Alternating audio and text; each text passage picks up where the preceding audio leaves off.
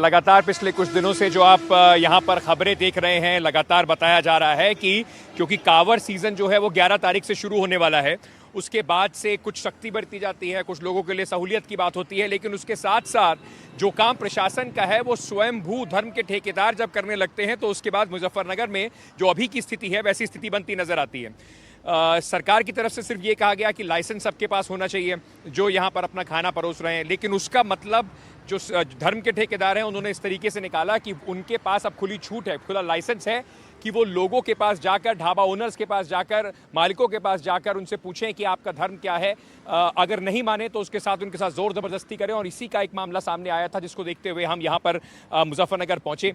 मैं ज़रा आपको बताता हूँ, हम लोग भी क्योंकि यहाँ से जा रहे थे तो हम भी एक इस ढाबे पर रुके, शिवा ढाबा है, लेकिन आपको शायद ही देश में और कहीं पर इस तरीके से जो भी उसके ओनर होते हैं उनके फ़ोन नंबर और उनकी तस्वीरें मुस्कुराती हुई नजर आएंगी। एक और कमाल की चीज़ आपको दिखाता हूँ यहाँ पर, और ये ऐसा नहीं है कि आपको याद होगा 2024 में सरकार ने एक ऑर्डर निकाला था कि आपको अपना नाम और वो सब लिखना पड़ेगा। सुप्रीम कोर्ट ने उस ऑर्डर को निरस्त कर दिया था, लेकिन उसके बाद भी कोई परेशानी ना हो तो आपको शायद पूरे देश में कहीं पे भी इस तरीके का देखने को नहीं मिलेगा। ये शिवा टूरिस्ट ढाबा है।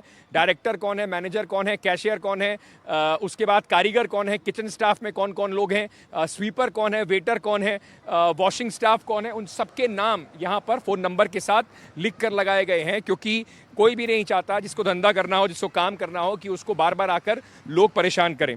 आज सारे दिन जो है हमने यहाँ पर कई सारे लोगों से बातचीत की, ढाबा ओनर से भी बातचीत की और उनसे समझने की कोशिश की जिस तरीके का माहौल इस वक्त कांवड़ में बनाया जा रहा है, क्योंकि अक्सर लोग ये कह रहे थे पिछले 2-3 साल में ही ये सब तमाशा शुरू हुआ है, तो जो बनाया जा रहा है उसका असर क्या होगा।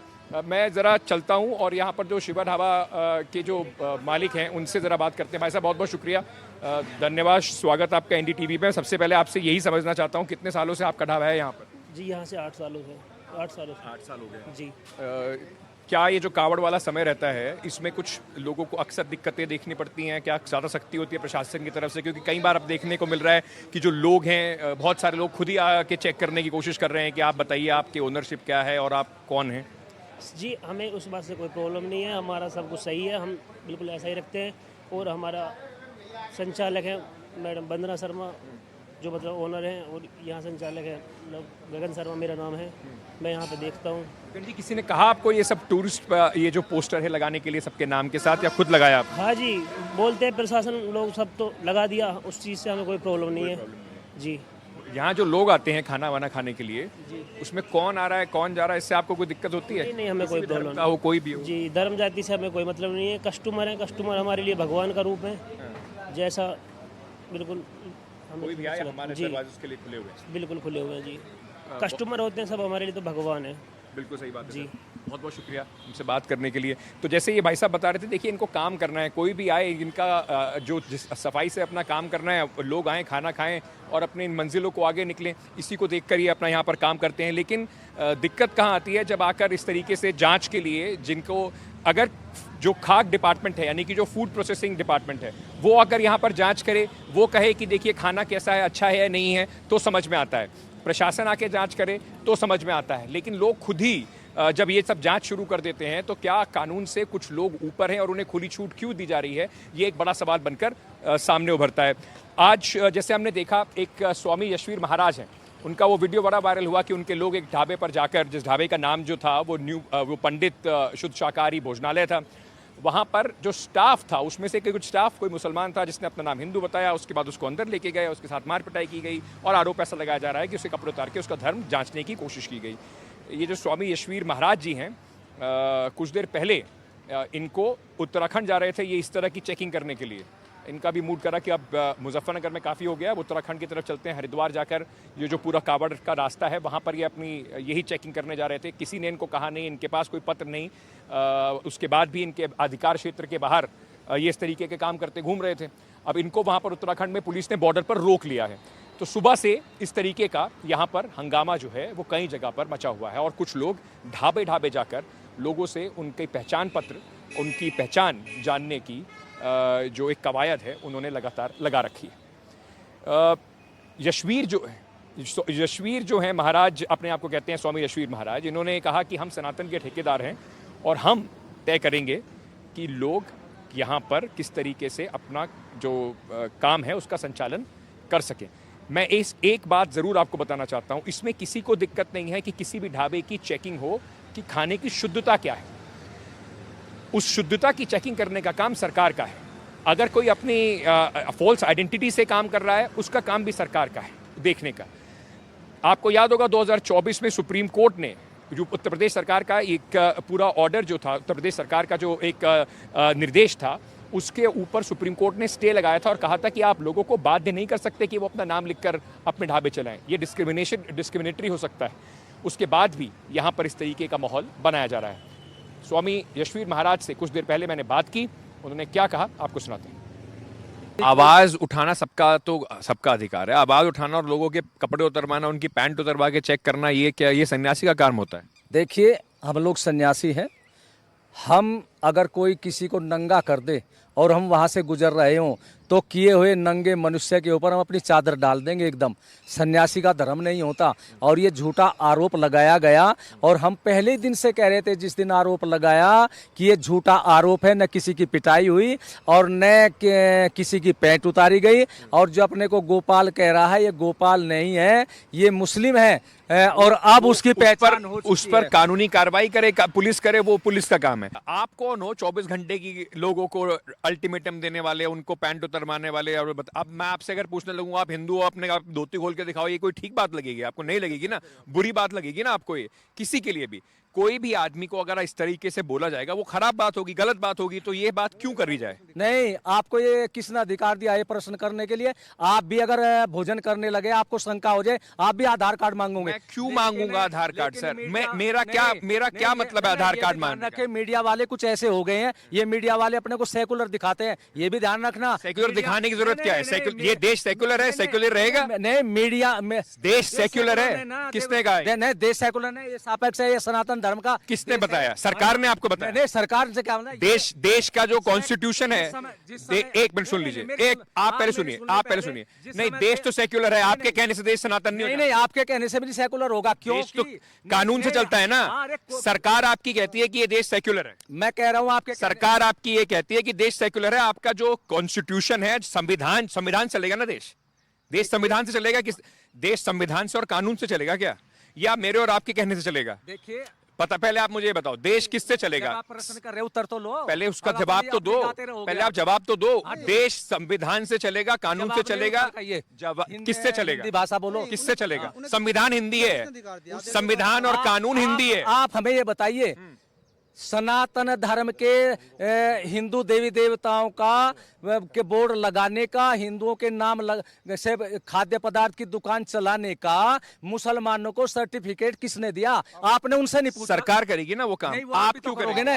आप कौन हो? आवाज उठाएंगे ना। आप आवाज उठाओ। आप ढाबों पे जाके लोगों से कैसे आधार कार्ड पूछ सकते हो? किसने आपको आधार दिया है? हम ये कह रहे हैं, सनातन धर्म के लोगों, मोटे अक्षरों में अपना नाम लिखो, भगवान वाराय का चित्र लगाओ, ओम का ध्वज लगाओ। जहां भगवान वाराय का चित्र होगा, वहां थूकने मूत्र करने वाला गैंग नहीं है। इसलिए सनातन धर्म के लोगों, मेरी सुनो, जहां पर भी हिंदू लोगों के ढाबे हैं, वो बिल्कुल शुद्ध हैं, वहां पर बिल्कुल अच्छा खाना मिलता है। देखिए, मतलब वहां कोई मिलावट नहीं, कोई दिक्कत नहीं। सनातन धर्म के लोग मिलावट नहीं करेंगे, ये भी ध्यान रखना। सनातन धर्म के लोग अपना नाम बदल करके किसी को धोखा नहीं देंगे। तो जो स्वयंभू ठेकेदार हैं, जब इनसे सवाल पूछते हैं तो ये भड़क जाते हैं, इन्हें गुस्सा आता है कि इनसे सवाल इस तरीके के क्यों पूछे जा रहे हैं। तो क्या क्या जब मैंने पूछा और क्यों इनको इतना गुस्सा आया, ज़रा एक बार फिर से आपको याद दिलाता हूँ। आपके सामने हमने एनडीटीवी की तरफ से सवाल पूछे, क्योंकि बात सारी ये है कि अगर आप ये चाह रहे हैं कि भाई एक ही धर्म के लोगों को की तरफ धंधा है, तो ये भी तो जो कॉन्स्टिट्यूशन है, इसमें डिस्क्रिमिनेशन के खिलाफ कई सारे प्रावधान है, ये डिस्क्रिमिनेटरी प्रावधान है, तो उसके खिलाफ आप इस तरीके की बातें कैसे कर सकते हैं? सबसे पहले हमने उनसे सवाल पूछा कि चेकिंग का अभियान क्यों चला रहे हैं, किसने आपको ये इजाज़त दी चेकिंग का अभियान चलाने पे? तो इस पर यशवी महाराज ने जवाब दिया कि सनातन को बचाने के लिए हमने अपना अभियान चले। खुद ही उन्होंने मान लिया कि सनातन खतरे में है और उन्हीं के ऊपर जिम्मेदारी आन पड़ी है सनातन धर्म को बचाने की। हमने उनसे पूछा कि चेकिंग का अधिकार किसने उनको दिया? जवाब आया कि जानकारी लेना हर नागरिक का कर्तव्य है। यानी कि अब इस देश के अंदर कोई भी कहीं पर भी किसी को भी रोककर उसकी तलाशी, उसका धर्म, जाति, आधार कार्ड पूछना शुरू कर देगा और उसमें हर व्यक्ति अपनी मनमानी करेगा। हमने उनसे ये भी पूछा कि क्या पैंट उतरवाना सन्यासी का काम है? तो उन्होंने अपने ऊपर लगे आरोपों को नकारा। उन्होंने कहा कि ऐसा कुछ हुआ ही नहीं है। हमने पूछा कि देश सेक्युलर है, फिर इस पर क्यों बवाल हो रहा है, तो यशवी ने कहा ये देश सेक्युलर नहीं है, सनातन देश है, सेक्युलरिज्म से नहीं चलेगा। ये मानसिकता के जो लोग हैं, ये यशवीर महाराज जैसे अकेले नहीं हैं, बल्कि कम से कम इस वक्त, और मैं तो मानता हूं कि ये छोटी पब्लिसिटी लेने के लिए इस तरीके के काम करते हैं। जैसे यशवीर महाराज ने वहाँ पर हम गए, वहीं पर कुछ ढाबों पर हम जब जा रहे थे सड़क पर, हमने देखा कि अपने गले में जो भगवा इस तरीके का गमछा लगाए बहुत सारे लोग ढाबों पर जा रहे हैं और उनको बता रहे हैं कि सुनो, एक तो अपनी दिखाओ तुम्हारा आधार कार्ड, और दूसरा हम बताएंगे कि अगले कुछ दिनों में तुम्हारे ढाबे पर क्या क्या होना चाहिए। ऐसे कुछ लोगों से हमने बातचीत की और जब सवाल पूछा तो होना जाहिर सी बात है, भड़क गए। आप हैं इस ढाबा के ओनर हैं आप? जी सर। आप लोग आए थे सर यहाँ, क्या चेकिंग करने आए हैं आप लोग? हम ये देखने आए थे, हमारे योगी महाराज जी की तरफ। क्या नाम है आपका सर? लोकेश सैनी, शिवसेना मंडल अध्यक्ष हूँ मैं। हम ये चेक करने आए थे कि जहाँ जहाँ होटल है, योगी महाराज जी का आदेश है कि होटलों पे उनके मालिकों के नाम होने चाहिए, जो वर्कर वहाँ काम कर रहे हैं उनके नाम होने चाहिए, उसकी उनकी लिस्ट होनी चाहिए। क्योंकि जब यहाँ भोले भक्त आएंगे तो उसमें ऐसा ना हो किसी का नाम कुछ हो। अब इनका अच्छा लगा, इनका नाम मोहम्मदन है, इन्होंने अपना नाम मोहम्मदन ही बताया। कुछ लोग क्या करते हैं, नाम हिंदू बता देते हैं और बाद में पता लगता मोहम्मदन है। क्या नाम है भैया आपका? मेरा सर अल्ताफ नाम है, अल्ताफ टोनी। आपने कौन से ऑर्डर का बताया? योगी जी का कौन सा ऑर्डर है? योगी जी का आदेश है कि जितने भी खाने पीने के प्रतिष्ठान लगेंगे, जितने भी ठेले लगेंगे, उन पर जो भी वहाँ मालिक है, स्टाफ है, उनके रेट लिस्ट होटल के बाहर होनी चाहिए। नहीं, ऐसा आदेश नहीं है। आदेश ये है कि उनके पास लाइसेंस होना चाहिए। 2024 में एक आदेश आया था जिसको सुप्रीम कोर्ट ने मना कर दिया। सुप्रीम कोर्ट ने कहा किसी को बाध्य नहीं कर सकते अपना नाम लिखने के लिए। तो पहले तो ऐसा कोई आदेश नहीं जिसके बारे में आप बात कर रहे हैं। दूसरी बात, सरकार ने मान लीजिए ऐसा कोई आदेश निकाला तो सरकार ने आपको फोन करके कहा कि आप चेक कीजिए जाके। देखो मैं आपको बता दूं भाई साहब, यो शहर सुनो मैं आपको बता दूं, यो हमारा मुजफ्फरनगर ऐसा शहर है, यहाँ पे जब करोड़ों भोले भक्त गुजरते हैं तो उसमें हम लोगों का दायित्व बैठता है। यहाँ सुप्रीम कोर्ट या सरकार न्यायिक देने में बहुत कुछ हो जाता है। क्योंकि जब यहाँ इतने करोड़ों भोले भक्त यहाँ से गुजरते हैं, उसमें अगर जरा सी भी कोई घटना घट गई तो प्रशासन को व्यवस्था बनाने में बड़ा समय लग जाएगा। हमारी जिम्मेदारी है ये सब करना। जिम्मेदारी प्रशासन की है, पर एक आम नागरिक होने के नाते, एक यहाँ का स्थायी हिंदू संगठन का पदाधिकारी होने के नाते मेरा फर्ज बैठता है कि मैं अपने क्षेत्र के लोग। संगठन आपका सरकार में आता है क्या? सरकार में नहीं आता भाई साहब, मैं तो फिर भारत के किस नागरिक के ऊपर किसको ये अधिकार है कि आप, एक मिनट रुक जाइए, सुन लीजिए फिर बताइएगा। भारत के कौन से नागरिक के पास ये अधिकार है कि आप इस तरीके से जाएं और लोगों से पूछें कि दिखाइए? बताइए। मैं जवाब देता हूँ। देखिए, मैं हिंदू धर्म से हूँ और मैं कहाँ खाऊंगा, क्या खाऊंगा, ये मेरा अपना मौलिक अधिकार है, पहली बात। दूसरी बात, ये मेरा अधिकार है कि मैं जहाँ पे खाना खा रहा हूँ वो किस समुदाय का है, क्योंकि मैं शुद्ध शाकाहारी भोजन करता हूँ। मैं नहीं चाहूंगा। आप खाना खाने आए हो? नहीं, मैं खाना खाने नहीं आया हूँ। जैसे आपका मौलिक अधिकार है, इनका भी मौलिक अधिकार है, इनके भी मौलिक अधिकार है, काम करना भी इनका मौलिक अधिकार है। सुप्रीम कोर्ट कहता है इनको कोई जरूरत नहीं नाम लिखने की। आप तो खाना खाने आए नहीं हो। एक मिनट रुक जाइए, आप नहीं खाना खाने आए ना, तो आप जगह जगह जाके क्यों पूछ रहे हो लोगों? मैं बताता हूँ। हमारे हर वर्ष पवित्र सावन महीना आता है और देश के कोने कोने से पवित्र गंगा जल लेकर कावड़ी हमारे मुजफ्फरनगर से होते हुए निकलते हैं। हम बिल्कुल नहीं चाहते, बल्कि हम इनकी सुरक्षा कर रहे हैं। आप यकीन मानना, क्योंकि कावड़िया जो पवित्र गंगा जल लेकर आ रहे हैं, कहीं ना कहीं उनकी पवित्रता भंग ना हो, उनकी स्वच्छता भंग। वो आके खुद देखेंगे ना। जैसे आपने, एक मिनट रुक जाइए, क्यों नहीं देखेंगे भाई? क्यों नहीं? एक मिनट, आपको ये जिम्मेदारी किसने दी? किसके बिहाफ? हम जिम्मेदार नागरिक हैं और हम जागरूक हैं। हम कहीं ना कहीं शासन और प्रशासन दोनों के सहयोगी भी हैं। और शासन प्रशासन ने कहीं नहीं कहा कि आपको ये जाके करना है, या शासन ने कहा आपको? मैं कहता, हम क्या कहूँ, मैंने आपसे क्या कहा? मैं जिम्मेदार नागरिक हूँ भैया। जिम्मेदार नागरिक का काम ये नहीं है कि वो दुकानों पर जाके पूछता फिरे। जिम्मेदार नागरिक, अगर आप जिम्मेदार नागरिक हो, आप यहाँ खाना खाने आए हो, तब भी एक बार मान लेंगे, पूछ लें। आपको ये हक किसने दिया कि आप लोगों से आधार कार्ड मांगो, उनकी आइडेंटिटी पूछो, आप बताओ कि क्या इस दुकान में होना चाहिए नहीं होना चाहिए? वो तो दुकान वाले देखेंगे, वो प्रशासन देखेगा। आप क्यों देखोगे? मैं आपसे एक बात बोलता हूँ, बुरा मत मानना। अगर मैं आपको पानी भरे गिलास में थूक के दूं, आप पियोगे? मैं भाई, वो मेरे ऊपर है ना। पियोगे आप? मैं क्यों देखूंगा उसको? वो मैं चेक करूंगा ना, मैं चेक करूंगा ना, आप थोड़ी चेक करोगे। और एक बात बताओ, ये भाई साहब आप मुसलमान है ना जी, तो इनके ढाबे में सबको थूक के दिया? नहीं दिया जा रहा है ना। तो फिर आपने कैसे बोला कि मैं पानी क्यों? हमें तो बहुत अच्छा लगा, हमें बहुत अच्छा लगा कि ये मुस्लिम है, इन्होंने अपना नाम मुस्लिम बताया। हम तो इनका सम्मान कर रहे हैं। लेकिन अगर ये मुस्लिम है और अपना नाम अर्जुन बताए, मैं अर्जुन हूँ मैं, तो वहाँ आपको नहीं लगता कि वो जो जिस होटल की बात कर रहे हैं, जहाँ पर ये पूरा हंगामा हुआ, जिस जगह पर, वहाँ पर हिंदुओं का होटल है, वहाँ पे 7 लोग उस समय काम कर रहे थे, 7 में से 5 हिंदू थे। आप लोगों ने जो डर फैलाया उसकी वजह से उस आदमी को अपना नाम मुसलमान मत किसी हिंदू बताना पड़ा। आपको जानकारी अधूरी है। जिसकी बाइट चली है सोशल मीडिया पे, जिसने आरोप लगाया ना मेरी पैंट उतारी है, पहली बात तो ना पैंट उतारी है। आपको कैसे पता? मैं बता रहा हूँ, आरोप है ना, मैं बता रहा हूँ, आरोप सिर्फ आरोप है कि आप लोग गुंडागर्दी की। फिर नहीं, गुंडागर्दी नहीं। तो फिर आप फिर घूम फिर के बात वही आ जाती है कि इस संविधान में आपको अधिकार किसने दिया कि आप अपने संगठन को ले जाकर लोगों से इस तरह की बातें करें या पूछे, उनसे जानकारी लें? आपको किसने ये अधिकार दिया? मैं माफी चाहूंगा, आपका शुभ नाम पूछूंगा। अंकित त्यागी है। अंकित त्यागी आपका नाम है, और मैं बोलूं, आप बोले मेरा नाम शैंकी शर्मा है और मैं बोलूं मैं अंकित त्यागी हूं, तो आप बोलेंगे ना आप अपनी पहचान की छुपा रहे हैं? शैंकी शर्मा जी एफआईआर करा दीजिए जाके। नहीं, आप एफआईआर कराइए ना, आपका काम थोड़ी है ये करने का। पहचान छुपाने वाले एफआईआर कराइए।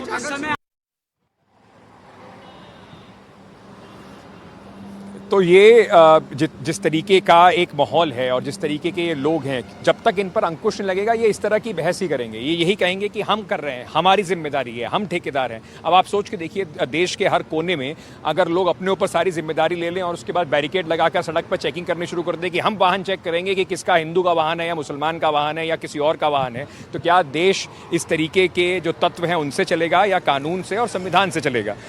कमाल की बात यह है कि जब भी आप इस हाईवे पर आएंगे या कहीं भी हाईवे पर आप जाते होंगे, खाना खाने के लिए आप रुकते हैं ये सोचकर कि यहाँ पर कुछ अच्छा मिलता है, यहाँ का दाल अच्छी मिलती है, यहाँ पर कोई सब्जी अच्छी मिलती है। अब कम से कम यहाँ पर देखने को मिल रहा है कि सबसे बड़ा जो इम्पोर्टेंट फैक्टर हो चुका है इस ढाबे पे या कहीं पर भी इस हाईवे पर धंधा करने के लिए ढाबे वालों के लिए, उनका जो धर्म है ना, वो कितना अच्छा या बुरा खाना बना रहे हैं उससे भी ऊपर इस वक्त खड़ा हुआ है। आशुतोष, कमाल की यहाँ पर इस वक्त इस तरीके की ये एक माहौल बनाया गया है। मैंने लोगों से बात की, कई सारे कह रहे हैं कि देखिए पिछले 2-3 साल से ये सब हो रहा है, इससे पहले कभी भी इस तरीके का कम से कम इतनी स्वयंभू लोगों को छूट नहीं मिलती थी। बिल्कुल अंकित, पूरा भारत सुन रहा है और सबसे बड़ी बात है कि दूसरा पहलू भी है। एक लाइन में अगर उसको कहें कि ढाबे मालिकों को भी, दुकानदारों को भी पारदर्शिता दिखानी होगी, विश्वास जताना होगा, और अगर कागज है तो दिखाने में हर्ज क्या है। दूसरा पहलू। बहुत शुक्रिया अंकित, इस पूरी खबर पर मुजफ्फरनगर से दर्शकों तक पूरी खबर को, रिपोर्ट को पहुंचाने के लिए आपका धन्यवाद। आगे बढ़ते हैं। इस वक्त की ब्रेकिंग न्यूज, पुणे रेप कांड का आरोपी गिरफ्तार हुआ है। 48 घंटे के तलाशी अभियान के बाद गिरफ्तारी हुई है। पुणे के कोटपूट बाड़े इलाके से इसकी गिरफ्तारी हुई। पुणे पुलिस की क्राइम ब्रांच ने कोरबा रेप केस के आरोपी को गिरफ्तार कर लिया है। रेवती ज्यादा जानकारी के साथ हमारी संवाददाता, हमारे सहयोगी जुड़ी हुई हैं। रेवती, अभी क्या एक्शन है, क्या है ये पूरी खबर, डिटेल आप दर्शकों के बीच रखें। जी आशुतोष, बिल्कुल जैसा कि हम कल से देख रहे थे कि एक बहुत ही दिल दहलाने वाली घटना पुणे के कोंडवा परिसर में हुई है। मैं अभी उसी परिसर में हूँ जहाँ पे वो घटना हुई है। कुछ दूरी पर ही वो सोसाइटी है यहाँ से। जो घटना हुई थी वो एक अज्ञात जो इंसान है, जो एक युवती के पास गया, 22 साल की युवती जो एक आईटी इंजीनियर है, वहाँ पे वो बैंक का कुरियर आया है ऐसे नाम से वो जाता है और उधर बलात्कार होता है वो 22 साल की युवती का। ये और जाते वक्त वो एक सेल्फी खींचता है युवती के मोबाइल में और कहता है कि मैं वापस आऊँगा। और उसके बाद जो पुणे पुलिस इस सब की जांच कर रही है, उसके बाद तकरीबन 40 घंटे बाद जो मुख्य आरोपी है इस घटना का, उसको पुलिस ने गिरफ्तार कर लिया गया है। और सूत्रों के अनुसार ऐसा बताया जा रहा है कि दोनों हैं वो एक दूसरे को पहले से ही जानते थे। तो अभी ये इसका ऑफिशियली स्टेटमेंट जब पुलिस से आएगा तब भी इसकी पुष्टि होगी, पर ये बताया जा रहा है कि वो दोनों पहले से एक दूसरे को जानते हैं। तो अभी ये देखना महत्वपूर्ण रहेगा कि पुलिस इसकी जांच में और क्या क्या डिटेल्स बाहर आती है। बहुत शुक्रिया रेवती, इस खबर पर आप नजर बनाकर रखिएगा, दोबारा आपका रुख करेंगे जरूरत पड़ने पर और आपसे जानकारी हम हासिल करेंगे। बहरहाल बहुत धन्यवाद। आगे बढ़ते हैं। अब खबर बिहार से। देखिए, बिहार में मतदाता सूची पुनरीक्षण की प्रक्रिया पर एनडीए सहयोगी उपेंद्र कुशवाहा ने सवाल खड़े किए हैं। इस काम के लिए बहुत कम समय दिया गया है। चुनाव आयोग को लोगों की चिंताओं का समाधान करना चाहिए। लोगों के पास दस्तावेज, डॉक्यूमेंट्स के लिए कम वक्त है, यह कहा गया है। तो बिहार में देखिए बहुत ज्यादा वक्त है नहीं चुनाव में, और चुनाव से पहले हर एक पार्टी, हर एक नेता अपना पूरा दांव आजमाना चाहता है और हर एक स्टेटमेंट अभी इंपॉर्टेंट है। तो बिहार में मतदाता सूची पुनरीक्षण की प्रक्रिया पर एनडीए के सहयोगी उपेंद्र कुशवाहा ने सवाल उठाए हैं। कहा कि इस काम के लिए बहुत कम समय दिया गया है। चुनाव आयोग को लोगों की चिंताओं का समाधान करना चाहिए। लोगों के पास दस्तावेज के लिए कम समय है। उपेंद्र कुशवाहा एनडीए के ही सहयोगी हैं। क्या कहना है उपेंद्र कुशवाहा का, सीधा सुनिए। बिहार में मतदाता सूची के जो विशेष पुनरीक्षण का काम चल रहा है उसको लेकर इंडिया गठबंधन की तरफ से काफ़ी विरोध किया जा रहा है, उस पर राजनीति भी हो रही है। हमारे साथ हैं पूर्व केंद्रीय मंत्री और राष्ट्रीय लोक मोर्चा जो कि एनडीए का पार्ट है उसके अध्यक्ष उपेंद्र कुशवाहा। कुशवाहा जी, इसका तो बहुत विरोध हो रहा है। चुनाव आयोग ने जो ये फैसला किया, अब विपक्ष कर रहा है कि अचानक ये फैसला किया गया, इतनी जल्दी ये कैसे काम हो सकेगा? आप क्या सोचते हैं इसके बारे में? देखिए, सत्यापन का काम या रिव्यू करने का काम वोटर लिस्ट के लिए ये हमेशा होता रहा है, इसमें कोई आपत्ति किसी को नहीं होनी चाहिए। लेकिन हाँ, थोड़ी चिंता का विषय ज़रूर है आम लोगों के लिए। खासकर मैं गांव में गया था और वहाँ लोगों के मन की जो चिंता है वह चिंता यह है कि बहुत सारे लोग बिहार से बाहर रहते हैं। अब उनको अगर सत्यापन के लिए कहा जाएगा तो इतना कम समय में लोग कैसे कर पाएँ। दूसरा कि बहुत सारे लोग हैं जिनके पास कोई कागज़ नहीं है, न तो उनके पास मैट्रिक, कभी स्कूल ही नहीं गए तो मैट्रिक पास होने का कोई सवाल ही नहीं है, न बाकी कोई जन्म तिथि के लिए, निवास के लिए कोई कागज़ है। समय अगर रहता तो निवास का प्रमाण पत्र बनवाया जा सकता था, तो समय भी कम है। इलेक्शन कमीशन ने कुछ विलम्ब से इस कार्यक्रम की शुरुआत की है, यह बात सही है। लोगों के मन की जो आशंकाएं हैं, इन आशंकाओं को इलेक्शन कमीशन को एड्रेस करना चाहिए, देखना चाहिए और इसका सॉल्यूशन निकालते हुए फिर आगे काम करना चाहिए। नहीं, वही एक कहा जा रहा है कि समय कम है। क्या आपको लगता है कि इसको समय और बढ़ाया जाए? डिमांड तो खैर हो रही है कि इसको तुरंत अभी रोका जाए, चुनाव के बाद करवाया जाए, लेकिन समय मिल जाएगा तो फिर शायद ये शिकायत नहीं रही। नहीं, देखिए, समय, इलेक्शन का समय तो नहीं बढ़ पाएगा ना। नहीं, मैं ये जो काम चल रहा है, हाँ, ये तो इलेक्शन से रिलेटेड है ना, इलेक्शन से रिलेटेड है। इलेक्शन के पहले अगर होना है तो इलेक्शन के पहले होना है, नहीं तो ऐसे करना है तो कभी भी बाद में होगा, वो एक अलग विषय है। लेकिन अभी हो रहा है, इसका मतलब इलेक्शन से पहले पूरा होना चाहिए। तो इस दृष्टि से समय तो थोड़ा कम जरूर है, क्योंकि 7-8 करोड़ मतदाता हैं बिहार में और सबका पुनरीक्षण कर लेना इतनी जल्दी और सब कागज़ जो लोग भी दें उनसे ले करके, इसमें डाउट जरूर है और इसीलिए लोगों के मन की चिंता है, खासकर गरीब लोगों के मन में। तो इस चिंता को एड्रेस करना चाहिए, इलेक्शन कमीशन को विचार करना चाहिए और तब आगे काम करना चाहिए। बिहार चुनाव में 2015 में आपको याद होगा एक बयान आया था मोहन भागवत का आरक्षण को लेकर, उस पर बड़ा बवाल हुआ और कहा गया कि उसकी बड़ी भूमिका रही एनडीए की हार में। इस बार दत्तात्रेय होसपोले हैं, आरएसएस के बहुत बड़े पदाधिकारी हैं, उन्होंने कहा कि समाजवाद और धर्मनिरपेक्ष शब्द हटा देना चाहिए। ये भी चुनाव के पहले ही आया। आपको लगता है इसका नुकसान हो सकता है ऐसे समय में ये बयान देना? देखिए, चुनाव में इसका नुकसान हो सकता है कि नहीं, चुनाव में अभी थोड़ा विलम्ब है, हम उस पर नहीं टिप्पणी करेंगे। लेकिन जहाँ तक इस विषय से संबंध है तो हमारी पार्टी इस बात से सहमत नहीं है कि समाजवाद या धर्मनिरपेक्षता शब्द को हटा दिया जाए। हमारी पार्टी इससे सहमत नहीं है। लेकिन इसको विपक्ष तो मुद्दा बना रहा है कि संविधान के खिलाफ है बीजेपी, और आप बीजेपी के लोग क्या कर रहे हैं, विपक्ष के लोग या बीजेपी को आगे आकर जवाब देना चाहिए, वो एक अलग विषय है। हम अपने बारे में कर रहे हैं, अपनी पार्टी के बारे में कर रहे हैं। हमारा जो स्टैंड है, हमारी जो आइडियोलॉजी है, उसके आधार पे इस राय से हमारी पार्टी सहमत नहीं है। और वहीं देखिए, बिहार में कांग्रेस की योजना पर सवाल उठ रहे हैं। सैनिटरी पैड स्कीम पर उठे ये सवाल, जहां सैनिटरी पैड पर लगाई राहुल गांधी की तस्वीर। अब देखिए, कांग्रेस ने पैड पर लगा दी राहुल गांधी की तस्वीर, बीजेपी और जेडीयू ने इसको लेकर हमला बोल दिया है। ये देखिए, तो ये हम सैनिटरी पैड हर एक महिलाओं के लिए हम लोग महिला कांग्रेस के तरफ से उसके लिए भी हम लोग अभियान चलाने जा रहे हैं और लगभग हमारा जो लक्ष्य है 5 लाख महिलाओं तक इसको हम पहुंचाएंगे और उनको हेल्थ के रूप में अवेयरनेस भी महिला कांग्रेस की तमाम सदस्य उसको जो है अपनी संदेश पहुंचाएंगे। देखिए, कांग्रेस पार्टी माई बहन मान योजना जो श्री तेजस्वी यादव जी ने घोषणा की है, अगर तेजस्वी जी की सरकार इंडिया गठबंधन की बनती है तो बिहार में 2500 रुपये प्रति माह माताओं बहनों को दिए जाएंगे। कांग्रेस पार्टी उस योजना के तहत अपना क्या कार्यक्रम चलाती है कि इस योजना के तहत अपने नेता श्री राहुल गांधी जी की तस्वीर लगाती है अगर सैनिटरी पैड बांटने के लिए। ये कांग्रेस पार्टी बेहतर बताएंगे कि क्या संदर्भ है उनका, तो इसमें किसी को भी विरोधियों को सवाल उठाने का नैतिक बल नहीं है। तो घमासान है इसको लेकर, और कांग्रेस की इस योजना पर जेडीयू के प्रवक्ता नीरज कुमार का क्या कुछ कहना है, आपको सुनवाते हैं। आखिर कांग्रेस पार्टी को हो क्या गया है?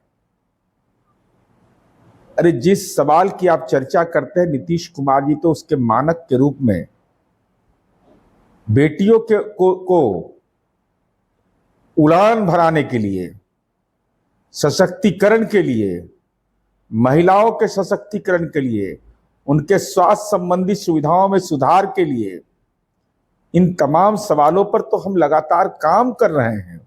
आप चुनावी वर्ष आया है तो बेटियां, महिलाएं सम्मान और इज्जत का प्रतीक होती है। आप प्रतीक के रूप में अपना चेहरा उस पर लगाते हैं। राजनीति में वैचारिक दरिद्रता जिसको कहते हैं, परिस्थिति की समझ न होना, यह स्वाभाविक रूप से कांग्रेस पार्टी का राजद जैसी पार्टी के साथ जो सहयोगी पार्टी है आपकी, जो राजनीति के लंपटई के लिए जाने जाते हैं, उस संगति का असर दिखाई पड़ा। अब आपको जरा हम बताते हैं सैनिटरी पैड को लेकर यह विवाद छिड़ा क्यों है। देखिए, सैनिटरी पैड के पैकेट्स पर राहुल गांधी की तस्वीर छाप दी गई, नारी न्याय महिला सम्मान का लिखा स्लोगन, और पैड पर किसकी तस्वीर? राहुल गांधी की तस्वीर। अब ये तस्वीर लगाने पर सवाल उठ गया। भारतीय जनता पार्टी ने कहा यह महिलाओं का अपमान है, चापलूसी, मानसिक दिवालियापन की ये पराकाष्ठा है। बीजेपी ने कहा, और कांग्रेस महिलाओं की विरोधी पार्टी है, भारतीय जनता पार्टी ने इसको आधार बनाकर अटैक कर दिया है। बहुत ज्यादा वक्त है नहीं चुनाव में, अब ये सैनिटरी पैड का जो मुद्दा है कितना नफा और नुकसान पहुंचाएगा कांग्रेस को, ये देखने वाली बात होगी। खबरों में बढ़ते हैं आगे। ठाणे के मीरा रोड में मराठी नहीं बोलने पर दुकानदार को थप्पड़ मारने के मामले में 7 आरोपियों को पुलिस ने पूछताछ के लिए कल थाने बुलाया था। अब सूत्रों के हिसाब से इन 7 लोगों को पुलिस ने हिरासत में लिया था, लेकिन इन पर जो धारा लगाई थी उनमें 7 साल से कम की सजा का प्रावधान है। ऐसे में सभी को बेल बॉन्ड भरने के बाद छोड़ दिया गया था। इस मामले में मीरा रोड पुलिस आज या फिर कल कोर्ट में चार्जशीट दायर करेगी और कोर्ट में आरोपियों को पेश किया जाएगा।